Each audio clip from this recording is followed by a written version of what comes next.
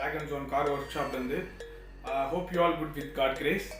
இப்போ நம்ம பார்க்க போகிறது பார்த்திங்கன்னா டீசல் காரோட மேண்டட்ரி இம்பார்ட்டன்ட் ஒரு மெயின்டெனன்ஸ் கண்டிப்பாக பண்ணி ஆகணும்.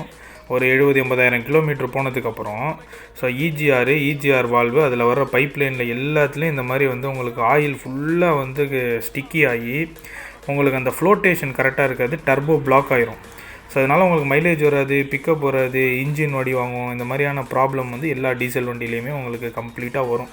ஸோ அதை நம்ம ப்ராப்பராக எடுத்து நீட்டாக க்ளீன் பண்ணி பக்காவாக ரெடி பண்ணி டர்போ சர்வீஸ் பண்ணி எல்லாம் வந்து நம்ம வந்து ப்ராப்பராக ரெடி பண்ணி கொடுப்போம். இது பண்ணினா உங்களுக்கு பிக்கப்பு, மைலேஜ், பர்ஃபார்மன்ஸு எல்லாமே ரொம்ப நல்லாயிருக்கும்.